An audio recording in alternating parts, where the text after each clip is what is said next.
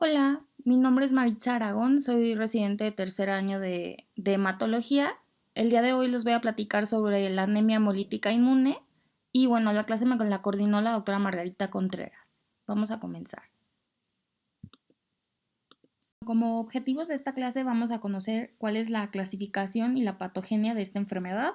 Vamos a identificar los hallazgos clínicos y bioquímicos asociados a hemólisis. Vamos a conocer qué es la prueba de Coombs y la especificidad de los distintos tipos de anticuerpos asociados a esta patología. Vamos a lograr desarrollar un algoritmo diagnóstico que nos permita orientar hacia la especificidad del anticuerpo para lograr iniciar un tratamiento oportuno y vamos a identificar cuáles son los casos refractarios y sus distintas opciones de tratamiento. Este es un trastorno autoinmune en el cual los autoanticuerpos se dirigen contra los glóbulos rojos de un individuo y provoca la fagocitosis mediada por el receptor Fc de la célula. Hay distintas clasificaciones, se clasifica en primaria o idiopática cuando no es asociada a una enfermedad, secundaria cuando se encuentra la asociación con alguna enfermedad que ya les comentaré posteriormente. También se clasifica por la especificidad de su anticuerpo en calientes, fríos o mixtos. Se clasifica también asociada a distintos tipos de fármacos y también existe una anemia hemolítica atípica, la cual es inclasificable por el tipo de especificidad de su anticuerpo. Este tipo de anemia hemolítica se presenta hasta un 5%, no es la más común y generalmente se menciona que es Coombs negativo, por lo cual puede pasar indetectable. Para nosotros poder documentar o decir que tenemos una anemia hemolítica autoinmune, pues tiene que haber evidencia de que haya una disminución de la vida media de los eritrocitos, de que haya evidencia de la presencia de anticuerpos y obviamente que esto sea demostrado por un Coombs positivo. Nuevamente sobre la historia de esta enfermedad. El primer autoanticuerpo eritrocitario identificado fue el anticuerpo Donat-Landser en 1904. Posteriormente se introdujo la prueba de Coombs, que es base para esta patología, en 1945. En 1950 se estableció que la esplenectomía era un tratamiento efectivo para esta patología y el descubrimiento del rituximab como tratamiento efectivo para esta enfermedad se estableció aproximadamente en el 2000. La incidencia de esta enfermedad aproximadamente es el 0.8 personas año, aumenta conforme la edad, se habla de aproximadamente un pico a los 50 años de edad, se menciona que es un poco más frecuente en mujeres y bueno, hay evidencia sobre agrupaciones familiares que presentan anemia hemolítica inmune, sin embargo no se ha encontrado un fondo genético hereditario. La prevalencia, de acuerdo a la especificidad de su anticuerpo, es de aproximadamente del 80 al 90% de anticuerpos calientes, del 10 al 20% por anticuerpos fríos y menos del 5% por anticuerpos mixtos. La etiología inmunopatogénica de la anemia hemolítica es poco entendida. Se cree que es una disfunción generalizada del sistema inmune, ya que, bueno, normalmente un huésped no monta una respuesta inmune contra sus propios antígenos. Entonces se cree que estos pacientes se comportan como que fueran inmunológicamente ignorantes o tolerantes. Para comprender un poco sobre esta función del sistema inmune, hay que conocer que hay pues dos tolerancias inmunológicas, la tolerancia central y la tolerancia periférica. La tolerancia central es la que se da desde la diferenciación temprana de las células B en la médula ósea y de las células T en el timo, donde las células autorreactivas sufren apoptosis al unirse a los autoantígenos. Y la tolerancia periférica, bueno, esta es un proceso un poco más activo, ya que la supresión se da contra los autoantígenos, se da por las células T reguladoras o citotóxicas. Entonces, al existir una exposición ambiental, ya sea por una droga o alguna infección o enfermedad, ocasiona una disregulación de esta tolerancia por distintos mecanismos como el mimetismo molecular, al haber una expresión antigénica normal, al haber un desequilibrio, una inversión en la relación de los linfocitos Th1 con los linfocitos Th2. Y bueno, esto lo que ocasiona es una persistencia de clones autorreactivos de linfocitos que deberían de ya haberse eliminado, y finalmente estos linfocitos B autorreactivos circulantes y linfocitos T auxiliares son los que producen los autoanticuerpos causantes de esta patología. ¿Cuándo se lleva a cabo la hemólisis? La hemólisis inicia cuando un autoanticuerpo se une a las membranas de los glóbulos rojos y recluta complemento. La destrucción de los glóbulos rojos puede ocurrir directamente en la circulación por hemólisis intravascular o mediante la eliminación de la célula o fagocitosis por macrófagos en el vaso, en el hígado o en ambos, conocido como hemólisis extravascular. Hay varias subclases de inmunoglobulina que pueden arreglar el complemento. Estas son IgA, IgM o IgG. Los macrófagos reconocen los eritrocitos opsonizados a través de los receptores específicos para el fragmento Fc de inmunoglobulina y para complemento. Los glóbulos rojos que están recubiertos por IgG o por complemento se pueden destruir en el vaso y en el hígado, y las células recubiertas con IgM únicamente en el hígado. Esto porque tiene importancia mencionarlo, porque tiene implicaciones importantes para el tratamiento, particularmente para el efecto de los esteroides y de la esplenectomía. Depender el grado de hemólisis de esta enfermedad. El grado de hemólisis va a depender de las características de cada autoanticuerpo.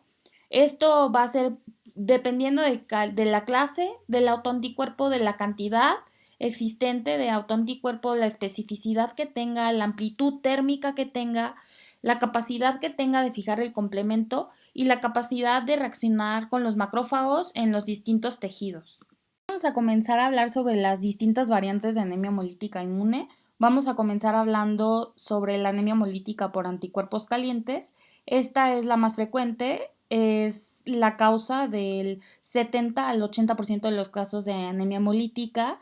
Y bueno, generalmente estos en su mayoría son de tipo IgG policlonal, que tienen una baja capacidad para activar el sistema de complemento. Sin embargo, bueno, fijan el complemento y se unen firmemente a los glóbulos rojos a 37 grados centígrados. Generalmente estos anticuerpos cálidos se dirigen contra antígenos del RH, pero también contra otros antígenos del grupo sanguíneo, como la proteína de la banda 3 o la glicoforina A. También podemos encontrar que hay anticuerpos cálidos de inmunoglobulina M. Sin embargo, bueno, son una causa muy rara de anemia hemolítica y se debe sospechar en este tipo de anticuerpo, ya que produce autoaglutinación de los glóbulos rojos a temperatura ambiente. Pero bueno, no es la causa más común, pero sí hay que tenerla en cuenta. Y esta generalmente pues va a tener positividad para la prueba de Coombs en un 37% a IgG y en un 43% a IgG más complemento C3D. Vamos a hablar también de otra variante de anemia hemolítica, que es la anemia hemolítica por anticuerpos fríos. Esta les había comentado, pues su pionero es Landsteiner. Él descubrió el autoanticuerpo que acuñó con su nombre, Donat Landsteiner, y vio que pues eran personas que hemolizaban generalmente a temperaturas bajas. En estos pues se conoce o se descubrió posteriormente que la clase de autoanticuerpos fríos eran típicamente IgM, y debido a que tienen una conformación grande y pentamérica pueden abarcar la distancia entre varios glóbulos rojos y causar una aglutinación directa, que es algo patognomónico de esta patología. Y bueno, también les había comentado que se subclasifican entre si la etiología es primaria o secundaria, ¿no? En este tipo específico de anemia hemolítica, en las distintas literaturas lo vamos a encontrar como enfermedad y como síndrome. Enfermedad si es una causa primaria o idiopática, y síndrome si es atribuido a alguna enfermedad subyacente. Les mencionaba que los autoanticuerpos fríos generalmente son IgM y aglutinan a una temperatura inferior a 37 grados, aunque lo más común es que encontremos que aglutinen a menos de 4 grados centígrados. Y las proteínas IgM generalmente, si encontramos que tiene positividad para una proteína IgM, la aglutinina fría presente generalmente es anti-I, y si encontramos que son una clasificación o IgG o IgA, generalmente son aglutininas frías que pueden ser anticuerpos anti-PR. Obviamente estos son más atípicos y aunque generalmente tienen la misma presencia, el mismo cuadro clínico, son más agresivos y generalmente tienen una mayor amplitud térmica que los anti. Por amplitud térmica, ¿a qué me refiero? Es una temperatura más alta a la que presentan aglutinación detectable las crioaglutininas. Si les hacemos la prueba de Coombs directo, van a presentar positividad al complemento C3 a 4 grados centígrados. La hemólisis por anticuerpos fríos se va a presentar en episodios inducidos por fríos, en los que vamos a encontrar que el paciente presente hemoglobinuria, acrocianosis y fenómenos vasoclusivos. Y una de las principales causas que podemos encontrar en la clínica que causen anemia hemolítica por anticuerpos fríos son las infecciones por micoplasma y por mononucleosis. Generalmente la infección por micoplasma tiene un inicio agudo, que generalmente al momento del diagnóstico de la neumonía es cuando se presenta el pico de aglutininas que causa la hemólisis. Generalmente esta es una hemólisis autolimitada y pues dejan de hemolizar cuando ya se resuelve el cuadro neumónico, aproximadamente de 1 a 3 semanas. Otra de las causas infecciosas es la mononucleosis. Esta de igual manera tiene una aparición al inicio de los síntomas y generalmente, igual que la otra etiología infecciosa que les mencioné, se lleva a una resolución aproximadamente de 3 semanas. Vamos a comentar sobre la variante clínica de la anemia por anticuerpos fríos. Esta es la hemoglobinuria paroxística por crioaglutininas. Esta se reconoció por primera vez como una variante clínica específica de la hemólisis por anticuerpos fríos en 1872 y posteriormente se encontró que el anticuerpo causante de esta hemólisis era el anticuerpo de Donat-Leinster en 1904. Este autoanticuerpo se detectó principalmente en pacientes que presentaban sífilis secundaria o terciaria y vieron que este anticuerpo hacía una reacción cruzada contra el antígeno de Treponema pallidum. Sin embargo, posteriormente se ha visto o se presenta principalmente en niños que presentan infecciones virales y pues se presenta posteriormente al cuadro de infección viral. ¿Cómo vamos a saber que nos encontramos frente a un caso de hemoglobinuria paroxística por crioaglutininas? Tenemos que realizar la prueba de Donat-Leinster, que es la búsqueda del anti-P. Esta aglutinina la vamos a detectar igual que las demás, la demás búsqueda de anticuerpos. Vamos a tomar eritrocitos lavados de nuestro paciente o del paciente problema con el suero de Coombs. Se va a incubar una muestra 60 minutos a 37 grados centígrados y otro 30 minutos a 3 grados centígrados. Posteriormente, la muestra que incubamos a 3 grados centígrados lo vamos a pasar otros 30 minutos a 37 grados centígrados. ¿Y cómo vamos a detectar que esté positivo? Cuando se forme el tapón o sea una lisis posterior a la incubación de 37 grados centígrados. ¿Esto por qué? Porque la incubación a 3 grados va a permitir la unión del anticuerpo anti-P y fijación del complemento, y el calentamiento posterior a 37 grados centígrados va a hacer que haya una activación ahora sí de este complemento y con subsecuencia la lisis de los glóbulos rojos y la liberación intravascular de hemoglobina. Entonces es muy importante que veamos que se haga este paso, porque a veces por creer que es un anticuerpo frío, pues que va a aglutinar a la prueba de CUMS a 3 grados centígrados, y no, es muy importante ver la activación del complemento a 37 grados centígrados. Entonces, si le hacemos una prueba de CUMS simple, va a presentar positividad para C3, muy importante, pero también puede ser IgG, pero es muy importante pues hacer la prueba de Donat-Leinster para poder clasificar a esta enfermedad. La clínica en estos pacientes generalmente se va a presentar en episodios de paroxismo, de inicio en minutos o horas posterior a la exposición del frío. Va a estar acompañado de síntomas constitucionales como fiebre y ataque al estado general. Los pacientes van a tener manifestaciones clínicas severas acompañados pues por anemia severa, ictericia, fenómeno de Raynaud, hemoglobinuria, urticaria y pues fiebre.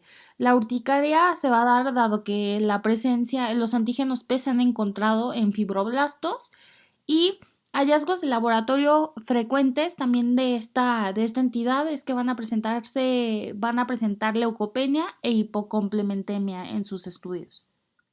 Una de las diferencias del mecanismo de hemólisis de la hemoglobinuria paroxística por frío y de la anemia por anticuerpos fríos es que en la enfermedad por aglutininas frías no se produce la lisis intravascular mediada por complemento.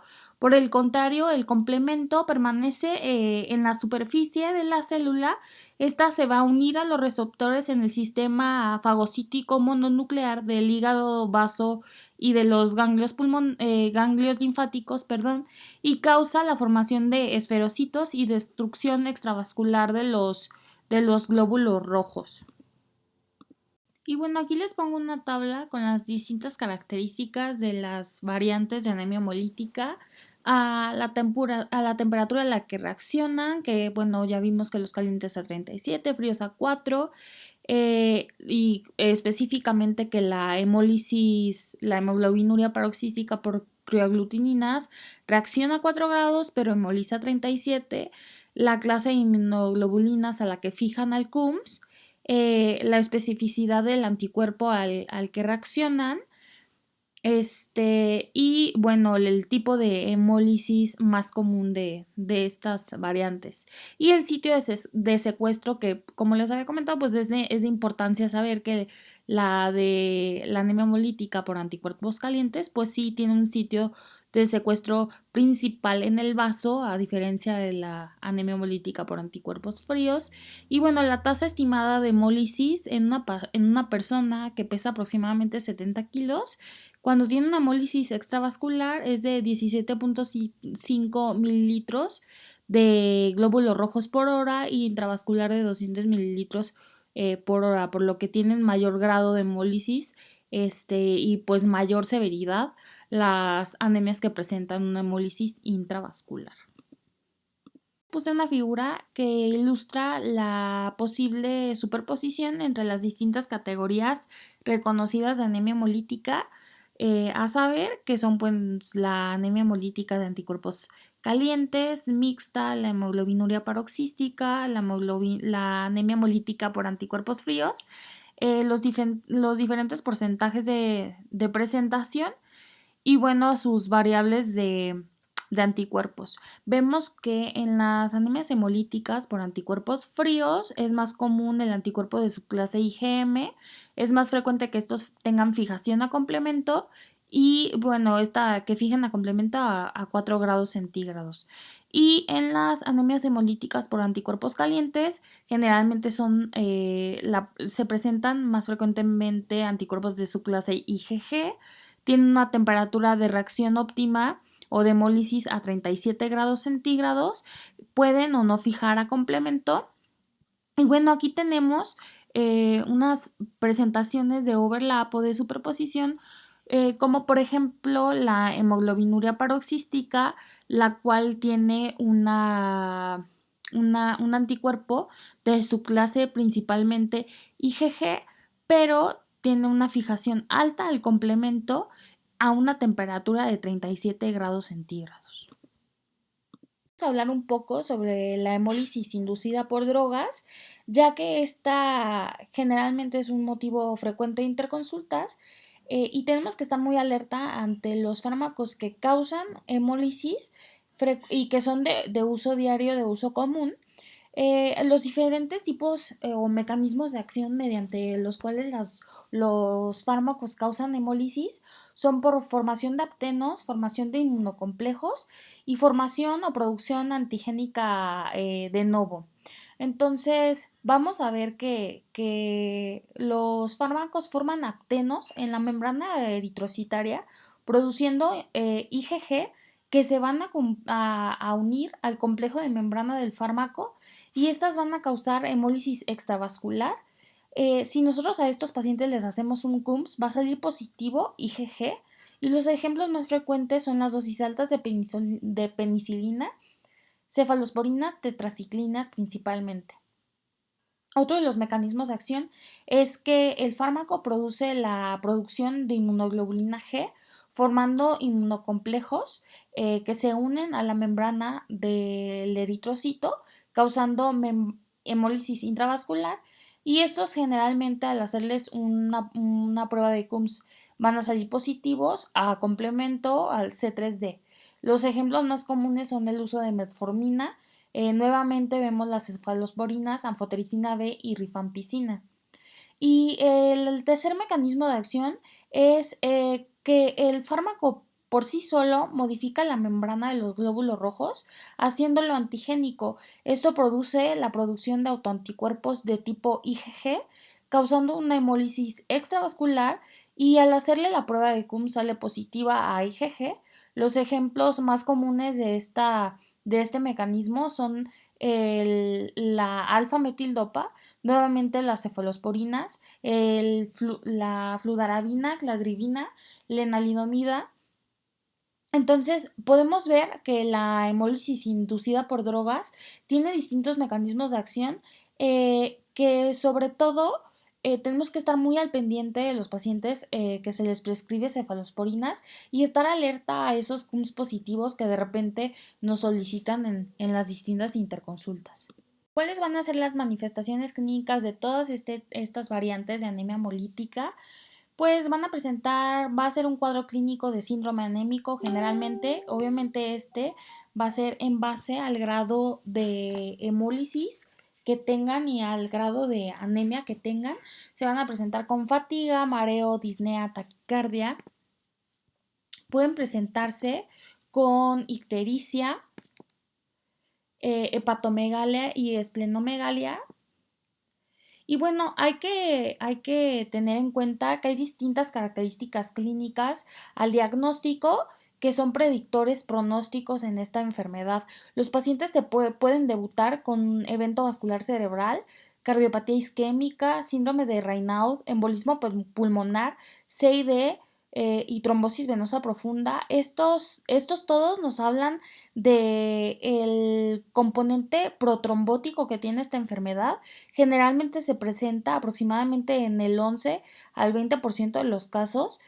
Son más frecuentes en las anemias hemolíticas de tipo IgG y C3, o sea, por anticuerpos calientes, pero que son positivos al CUMS directo IgG-C3, en las anemias hemolíticas mixtas o atípicas y generalmente se presentan cuando hay un grado de hemólisis severo, que los pacientes se presentan con una hemoglobina menos de 6 gramos por decilitro, que tienen una hemólisis intravascular, como les comentaba, por anticuerpos calientes, y también en pacientes que ya se hayan esplenectomizado.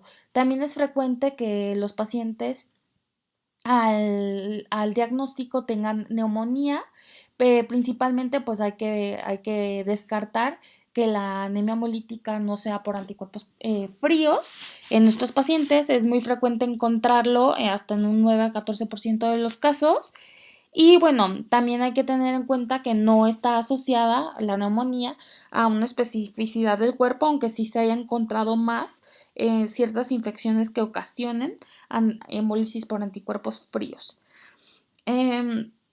Los pacientes, debido a que se relaciona muy frecuente la hemólisis con distintas infecciones, se pueden presentar los pacientes sépticos y también, obviamente, si ya recibieron tratamiento, pacientes que ya hayan sido esplenectomizados.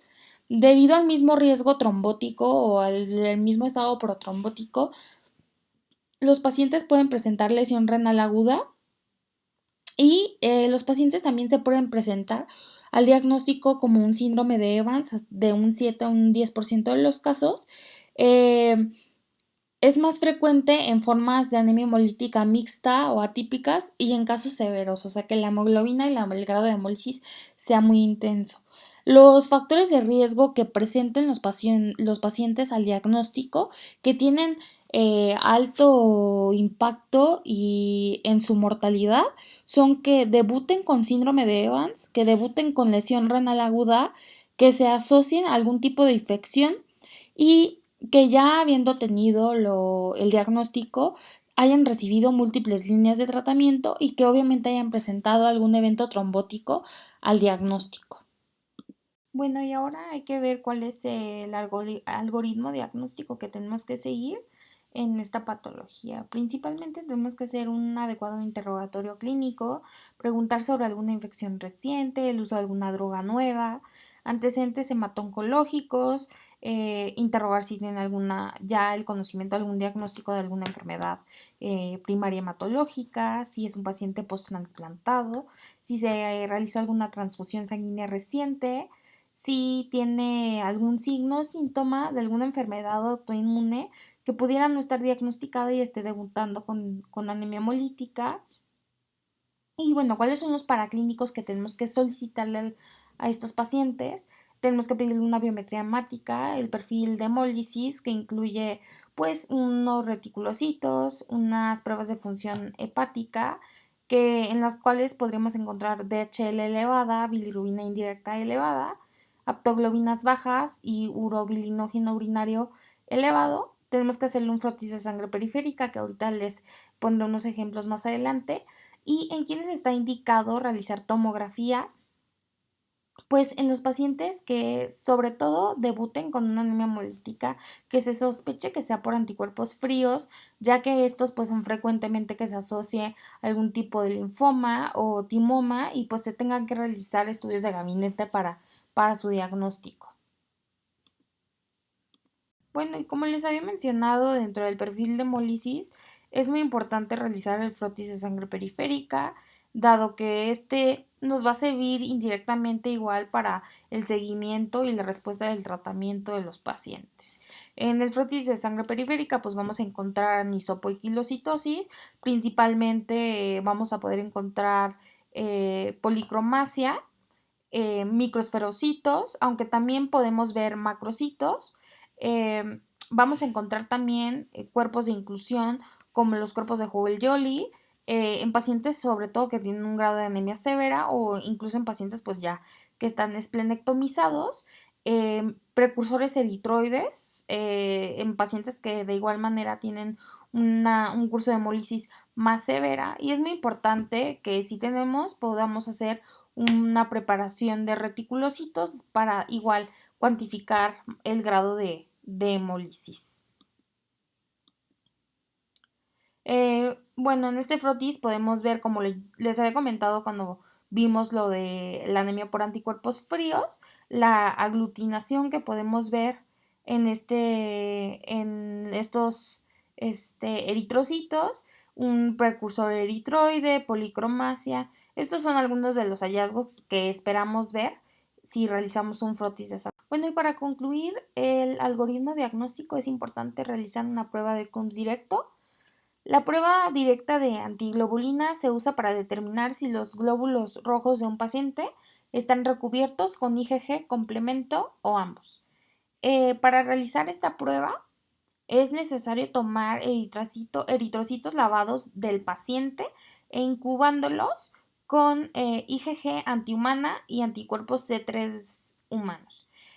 Primero se utiliza el antisuero poliespecífico y después monoespecífico para determinar la especificidad del anticuerpo. ¿Y cómo vamos a ver si es positiva o no? Pues se va a ver mediante la aglutinación. La aglutinación se va a clasificar visualmente como negativa a 4 cruces. Los valores de una cruz ya indican un resultado positivo y obviamente entre más cruces tengamos, pues mayor positividad a la prueba. Ahora vamos a pasar a hablar sobre el tratamiento de esta patología. El tratamiento se basa en dos objetivos: disminuir la producción de inmunoglobulinas y disminuir la eficiencia con la que se eliminan los eritrocitos. Y antes de empezar a hablar de las distintas líneas de tratamiento que existen, es muy importante saber clasificar la respuesta a estos tratamientos. Entonces vamos a definir que existe una respuesta completa cuando nuestro paciente tenga más de 12 gramos de hemoglobina, cuando ya estén normales sus parámetros de hemólisis o cuando haya habido un incremento más de 2 gramos sobre decilitro de hemoglobina sin tratamiento. Los pacientes van a presentar una respuesta parcial cuando tengan niveles de hemoglobina mayor a 10, que hayan incrementado más de 2 gramos sobre decilitro de hemoglobina y cuando no tengan ningún requerimiento transfusional. Y definimos que tienen una respuesta sostenida cuando tienen una hemoglobina más de 10 gramos sobre decilitro, que no tienen tratamiento y esto lo llevan en un periodo de 6 meses. Vamos a comenzar hablando sobre el tratamiento. Es muy importante que al diagnóstico y durante las primeras horas del diagnóstico de la evolución de este paciente determinemos si tiene la presencia de síndrome anémico o no y la presencia de comorbilidades de este paciente. Si el paciente tiene alguna comorbilidad importante, como insuficiencia cardíaca, el paciente tiene síndrome anémico, es importante darle soporte transfusional. Obviamente nuestras unidades van a resultar incompatibles, pero es importante transfundir la sangre menos incompatible, en este caso de urgencia. La administración tiene que ser una administración lenta, si el promedio son 2 horas, aumentarlo a que sea una infusión de 3 horas. Durante esta administración hay que mantener adecuadamente monitorizados a nuestros pacientes porque pueden presentar alguna descompensación durante la transfusión y sobre todo en pacientes que tienen ya una hemólisis crónica, que van a ser frecuentemente transfundidos. Es muy importante hacer un fenotipo eritrocitario para que sus hemocomponentes posteriormente siempre sean dirigidos a su fenotipo. Otro de los puntos a tratar muy importantes en esta patología es la tromboprofilaxis. Esta entidad se puede considerar un estado protrombótico. Una gran cantidad de los pacientes presentan alguna manifestación trombótica dentro de las primeras semanas del diagnóstico, desde un 15 a un 22%, y se ha encontrado la relación del grado de hemólisis con el riesgo trombótico, es decir, a mayor grado de hemólisis hay un mayor riesgo trombótico. Algunos estudios retrospectivos han encontrado ciertos factores involucrados en el desarrollo de trombosis, como la presencia de positividad para anticuerpos antifosfolípidos, el uso frecuente de pulsos de esteroides, la inflamación crónica, como en muchas otras patologías.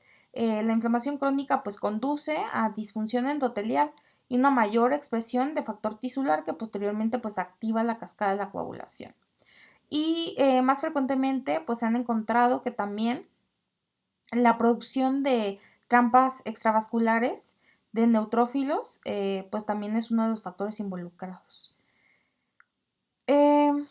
La hemólisis, la hemólisis de los glóbulos rojos provoca o libera más bien hemoglobina libre, que en condiciones normales es eliminada por aptoglobina y CD163. Sin embargo, pues en esta entidad se encuentran en niveles disminuidos, por lo que al haber esta hemoglobina libre, reacciona y elimina el óxido nítrico mediante una reacción de deoxigenación y reacciona también con el peróxido de hidrógeno para generar radicales libres de hidroxilo mediante la reacción de Fenton, y esta producción de radicales libres de hidroxilos y la disminución de los niveles de óxido nítrico contribuyen a una mayor disfunción endotelial y una remodelación vascular patológica. Esta se ha visto pues que también va a tener alteración en la, en la adhesión y agregación plaquetaria. Y bueno, también se ha visto que la hemoglobina oxidada libera el grupo hemolibre, que va a desencadenar una reacción inflamatoria que implica la activación de los receptores tipo TOL4 y va a estimular a que los neutrófilos liberen trampas extravasculares de neutrófilos, que como ya posteriormente iremos a ver en otras clases, también son una causa de trombosis. Bueno, vamos a comenzar hablando sobre el tratamiento de anemia hemolítica por anticuerpos calientes. Primero quiero comentarles que en todas las distintas variantes clínicas de anemia hemolítica, no hay un tratamiento estandarizado, únicamente son como sugerencias o recomendaciones de tratamiento, no hay un tratamiento estandarizado, son generalmente personas pioneras en la patología, quienes son los que han dado distintas pautas para el tratamiento, pero no hay algo estandarizado internacional. La primera línea de tratamiento, es el esteroide. El esteroide se puede utilizar a dosis de 1 miligramo a 1.5 miligramos por kilo de peso al día, o una dosis fija de 60 a 100 miligramos al día. Este se va a utilizar de manera de cada 24 horas durante 2 semanas o hasta lograr una respuesta completa, es decir, una hemoglobina más de 12 gramos por decilitro. Y posteriormente, una vez alcanzado esta respuesta completa, se realiza una disminución de 20 miligramos semanales hasta tener 15 a 20 miligramos día, que se debe mantener aproximadamente en 3 meses para prolongar el tiempo libre de recaída. ¿Cuándo debemos suspender este tratamiento? Pues cuando tengamos un CUMS negativo. Vemos que en nuestros pacientes es muy infrecuente, pero esa es una de las metas a las que tenemos que llegar, a negativizar el perfil de hemólisis y el CUMS. En un ensayo que se utilizó dosis altas de prednisona, 1.5 miligramos por kilo de peso, básicamente en el mismo esquema que les puse, 2 semanas, posteriormente en dosis reducción hasta concluir 12 semanas. En unos se utilizó rituximab, en unos no se utilizó rituximab. Aproximadamente 50% de los pacientes lograron respuesta parcial o respuesta completa. Sin embargo, la mitad recayó dentro de un año. Entonces, es muy importante que tengamos en cuenta que, aunque es un muy buen tratamiento y es el tratamiento de primera línea, tiene una alta tasa de recaída. Y bueno, para comentarles nada más del ácido fólico, el ácido fólico no es recomendado de base en todos los pacientes, únicamente en los pacientes que tienen hemólisis crónica. Como les había comentado, en esta enfermedad aproximadamente en los 2000 se introdujo la aplicación del rituximab, dado que se había visto que ese medicamento tenía respuesta en otras patologías y citopenias inmunes. Se decidió utilizar en pacientes con anemia hemolítica refractaria o severa. La manera en la que este medicamento actúa o ayuda en esta patología es que ayuda a eliminar linfocitos B que producen pues, los autoanticuerpos. Los linfocitos B, al ser opsonizados, confunden a los monocitos y a los macrófagos y los alejan de los autoanticuerpos y normalicen la respuesta de los linfocitos T autorreactivos. Los pacientes en los que primero se inició la aplicación de este medicamento fue en pacientes con anemia hemolítica refractaria o severa. Se vio que en estos pacientes algunos de los predictores de respuesta sostenida era que hubieran alcanzado la respuesta completa y que hubieran logrado que la prueba de Coombs directa se haya negativizado.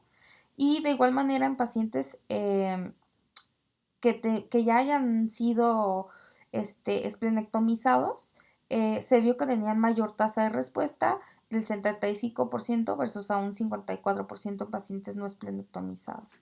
Entonces, en este estudio se incluyó a 36 pacientes que tenían hemoglobina menos de 11 gramos con falla a 2 líneas de tratamiento o más de 11 gramos que hayan tenido falla a 3 líneas de tratamiento. Obviamente que hayan tenido serologías negativas a VIH, hepatitis B y C, y se les administró una dosis de 375 miligramos por metro cuadrado durante 4 semanas. En estos pacientes lo que se logró ver es que la mayoría se encontraban o presentaban respuesta desde la semana 1 hasta la semana 3. Aproximadamente en 82 de los pacientes que respondieron. Y bueno, en los pacientes, únicamente 5% de los 5 pacientes de los que se les aplicó el medicamento respondieron entre las semanas 6 y 8. Esto o este gráfico que nos puede aportar es que podemos evaluar la respuesta o saber quién va a responder a este medicamento desde las primeras semanas de aplicación. No es necesario evaluar la respuesta hasta el término del ciclo del medicamento. Y bueno, la finalidad de aplicar ese medicamento es negativizar el Coombs y se vio que en estos pacientes a esa dosis aproximadamente el 60% de los pacientes negativizaban el Coombs. Sin embargo, uno de los efectos adversos o de los pacientes que murieron durante este ensayo que se vio era que pues morían de alguna infección por Clostridium o por neumonía, por lo que posteriormente se hicieron estudios para ver si una dosis baja de rituximab podía causar la misma tasa de respuesta que dosis altas de rituximab o dosis estándares para otras patologías previamente conocidas, ¿no? Se utilizó en este estudio dosis de 100 miligramos en infusión en los días más 7, más 14, más 21 y más 28, es decir, un ciclo igual de 4 semanas como en el estudio previo. Y a estos pacientes también se les dio prednisona oral a dosis de 1 miligramo por kilo día desde el día 1 hasta el día más 30, y posteriormente en dosis de reducción hasta la semana 12, como en el esquema previo de prednisona que les había comentado. Se les dio una terapia de premedicación previa a la administración de rituximab con acetaminofén 500 miligramos y clorfenamina 10 miligramos. En este estudio se vio que la respuesta general fue de 82.6% al mes 2. Se estabilizó en un 90% en los meses 6 y 12 y fue mayor la tasa de respuesta completa en pacientes que tenían anemia hemolítica por anticuerpos calientes. Vemos aquí la tasa de respuesta completa en un 78.6% en los pacientes con anticuerpos calientes y los pacientes con anticuerpos fríos un 44.4%. Y vemos, por ejemplo, la tasa de recaída en los pacientes con anticuerpos calientes fue del 0% a los 2 meses, 0% a los 6 y 0% a los 12. Y de los pacientes con anticuerpos fríos, 0 a los 2 meses, 11.15 a los más 6 y 33.3 a los más 12. Entonces, pues bueno, se vio que era eficiente la dosis baja de rituximab con prednisona oral, por lo que ahora sugieren que la estandarización de la administración de dosis bajas de rituximab a los pacientes con anemia hemolítica. En la diapositiva previa les mencioné las dosis bajas de rituximab combinadas con esteroide. Este estudio fue igual un estudio que se realizó con rituximab para ver la eficacia de utilizar esteroide y rituximab, o sea, 2 líneas de tratamiento versus únicamente utilizar rituximab. Y en este estudio se realizó del 2005 al 2012, se les dio el seguimiento de 12 meses, se les dio prednisona a dosis de 1.5 por miligramo, 1.5 miligramos por kilo de peso, y rituximab a ellos se les dio a dosis de 375 miligramos, y dado que se les dio rituximab, les dieron también suplementación con ácido fólico, y también pues eran pacientes con hemólisis crónica. Se incluyeron pues 64 pacientes que se dividieron pues en 2 grupos, prednisona con rituximab y prednisona sola. Y vieron que durante los primeros meses, al evaluar la respuesta completa o la tasa o la respuesta parcial, era pues semejante o parecida a los 3 meses en los pacientes que se utilizó rituximab y en los pacientes que no se utilizó rituximab. Sin embargo, vieron que las tasas más altas de respuesta completa se vio principalmente reflejada a los 12 meses, que los pacientes que se les administraba rituximab y esteroide tenían tasas más altas. En este estudio se vio el 75% de tasa de respuesta completa en los pacientes que se les dio rituximab y esteroide versus 36% de los pacientes que se les dio únicamente prednisona. Y la supervivencia sin recaída a los 36 meses fue del 70% en los pacientes que se les dio rituximab con esteroide versus 45% a los pacientes que únicamente se les administró esteroide. Por lo que pues bueno, en conclusión, es una buena terapia de segunda línea y tiene mayor beneficio adicionarse a la terapia con esteroide. Otra de las líneas de tratamiento que se le deben de ofrecer a un paciente con anemia hemolítica por anticuerpos fríos que tiene falla esteroide, pues es la esplenectomía, ya que al remover este órgano por cirugía, remueves el sitio primario de destrucción. Esta generalmente tiene una tasa de respuesta del 50%. Sin embargo, pues bueno, se ha visto que aproximadamente un tercio recaen a los 2 meses de la cirugía. Es muy importante evaluar en estos pacientes sus comorbilidades, dado que pues esta cirugía les confiere mucho riesgo trombótico e infeccioso. Entonces hay que ver a quién sí podemos considerar que esta cirugía, que son candidatos a esta cirugía. También hay que tener en cuenta que se ha visto que pacientes que no tienen una enfermedad autoinmune o que no tienen una enfermedad hematológica, tienen mayor tasa de respuesta de un 82 a un 19%. Entonces, se sugiere que esto sea únicamente el tratamiento de primera línea en pacientes que tienen anemia hemolítica primaria, es decir, que no son causados por alguna enfermedad subyacente. Y bueno, hay que tener también en cuenta que los pacientes deben estar vacunados. Se puede hacer la vacunación 14 días previo o 14 días posterior a la esplenectomía para proteger contra encapsulados.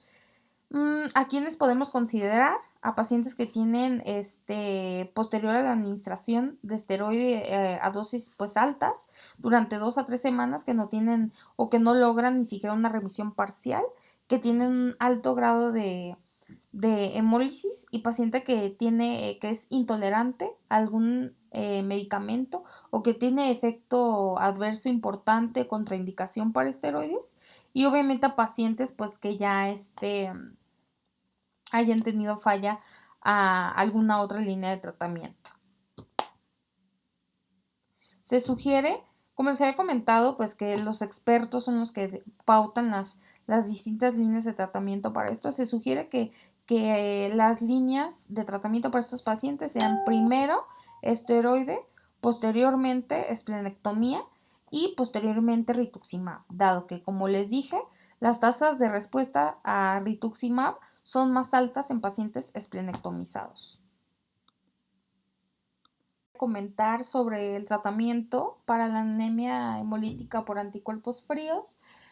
En estos pacientes se ve que no tienen buena respuesta esteroide, únicamente aproximadamente en 15 a 30% y generalmente son altas dosis, por lo que les confiere mayor riesgo de efectos adversos que beneficio. Entonces se sugiere que el tratamiento de primera línea sea rituximab. Sin embargo, pues no tiene muy buenas tasas de respuesta completa, generalmente son inferiores al 50%, y otro de los esquemas que se ha visto que pueden recibir beneficio, aunque también su tasa de respuesta no es muy alta, pero incrementa aproximadamente a un 70%, es la administración de rituximab con fludarabina.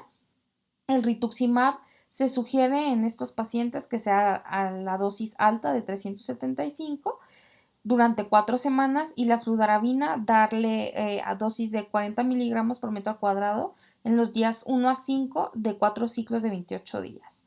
En estos pacientes, pues no, como les había comentado previamente, no hay indicación de esplenectomía, ya que los eritrocitos pues son fagocitados principalmente en el hígado, entonces pues no hay indicación para la esplenectomía. Pues se ha visto poca respuesta, en pacientes refractarios. Sin embargo, pues bueno, hay reportes de casos con respuestas a administración de clorambucilo o de ciclofosfamida. En algún episodio agudo grave se puede ver el beneficio de dar un recambio plasmático para aminorar la hemólisis. Sin embargo, pues también hay que tener en cuenta que el someter a un recambio plasmático a alguien con una hemoglobina tan baja, pues también le confiere un alto riesgo, ¿no? Y bueno, como generalmente este tipo de anemia hemolítica es frecuentemente que sea secundaria, pues la resolución muy probablemente se encuentre o se lleve a cabo cuando se resuelva la causa secundaria, es decir, la infección. Si es por linfoma, pues que se le dedique inmunoterapia. Si es por LLC, pues el tratamiento para el LLC. Y bueno, los pacientes que tienen alto índice o que tienen mucha sintomatología por el frío y que presentan mucha urticaria, pues les puedes dar antihistamínicos. Bueno, por cuestiones de tiempo no vamos a analizar cada uno de los tratamientos de segunda línea, pero les quería poner esta tabla para que vean todas las diferentes opciones de terapias de inmunosupresión que se le pueden administrar a los pacientes con las tasas de respuesta de cada uno. ¿Cómo vamos a definir que tenemos un paciente con una anemia hemolítica refractaria? Pues bueno, un paciente que tenga un requerimiento mayor de 20 miligramos de prednisona diarios para mantener una cifra de hemoglobina mayor a 10, que tenga una recaída o que tenga una disminución de la hemoglobina a menos de 11 gramos, al menos 2 eventos anuales, que tenga intolerancia a un tratamiento efectivo. Y pues en estos casos, ¿qué tratamiento les podemos ofrecer? El único tratamiento que se les puede ofrecer con mejor o con una tasa de respuesta más alta es el rituximab. Posteriormente a haberles hecho esplenectomía es el agente de primera línea. La tasa de respuesta que alcanzan es aproximadamente un 42%. Se ha visto que tienen esta misma tasa aproximadamente, aunque sea un retratamiento, o sea, es que se les puede seguir dando ciclos de rituximab y van a seguir teniendo aproximadamente esta misma tasa de respuesta. Y A pesar de darles el rituximab, de todos modos se tiene que continuar el esteroide de inmunosupresión aproximadamente 12 semanas posterior a la aplicación del rituximab para mantener el mayor tiempo de libre de recaída. Bueno, como podemos notar, esta enfermedad tiene una tendencia a la refractariedad, por lo que esto pues nos hace que haya una pauta para buscar terapias blanco o terapias diana específicas para bloquear distintos puntos de la fisiopatología de esta enfermedad con finalidad pues de buscar terapias que prolonguen el tiempo libre de recaída y que igual aumenten las tasas de respuesta completa. Entonces, no les voy a mencionar cada uno de los medicamentos por cuestiones de tiempo, pero sí podemos ver en esta figura, por ejemplo, que uno de los objetivos en sí de la terapia de esta enfermedad, pues es bloquear la producción de anticuerpos, ¿no? Entonces, dependiendo de cada una de las patologías que ocasionen la anemia hemolítica, pues obviamente vamos a poder utilizar alguno de estos medicamentos. Hay estudios muy importantes o que han encontrado buenas respuestas con la administración de venetoclax, de alemtuzumab. Entonces, este sería una de las terapias blanco para bloquear la producción de anticuerpos por los linfocitos B. Otra de las terapias blanco que se ha utilizado para inhibir la vía del complemento, pues es el eculizumab. Este es un anticuerpo monoclonal anti-C5 que se ha utilizado principalmente en pacientes con anemia hemolítica por anticuerpos fríos que tienen una presentación severa y que son refractarios a tratamiento. Este medicamento ha demostrado tener reducción significativa de los parámetros de hemólisis, disminución significativa de la DHL, se ha visto que tiene una estabilización adecuada de la hemoglobina, los pacientes tienen menor requerimiento transfusional y no tiene o no les predispone a eventos trombóticos. Sin embargo, pues este medicamento solo es eficaz en la hemólisis intravascular. Entonces, si tenemos una anemia por anticuerpos fríos que también tenga este componente extravascular o que sea bifásico, por ejemplo, una anemia mixta, pues no va a tener eficacia este medicamento. De igual manera se ha visto que este medicamento aumenta la producción o la presencia de C3 en los glóbulos rojos. La presencia de C3 en los glóbulos rojos favorece el desarrollo de una hemólisis extravascular, por lo que pues como que hace que ya no sea eficaz el medicamento, ¿no? Por lo que se ha buscado crear más inhibidores de la vía del complemento por encima de este nivel, sin embargo todavía se encuentran en fases experimentales y bueno, sí son de vital importancia estos medicamentos, ya que como hemos visto, si para la anemia por anticuerpos calientes hay muchas líneas de tratamiento, pero con poca tasa de respuesta, pues aún más como para la anemia por anticuerpos fríos, ¿no? Otro de los medicamentos que se menciona como terapia blanco es el fostamatinib. Este es un inhibidor, perdón, disponible por vía oral de la tirosina sinasa del vaso tipo SIC. Esta, esta tirosina sinasa, al inhibir esta tirosina sinasa más bien, da como resultado la supresión de los mastocitos, macrófagos y células B. Por lo que pues de manera indirecta pues también se disminuye la producción de anticuerpos y pues la fagocitosis, ¿no? Entonces, esta también es una terapia blanco muy estudiada, sin embargo, pues con alta tasa de complicaciones, sobre todo infecciosas, ya que produce neutropenia profunda. Otra de las terapias blanco que se ha administrado a los pacientes, sobre todo con hemólisis crónica, es que se ha visto que estos pacientes que tienen hemólisis crónica pierden reticulocitosis compensatoria de la médula ósea. Al tener mayor hemólisis de manera crónica, pues se pierde este mecanismo compensatorio y caen en la reticulocitopenia.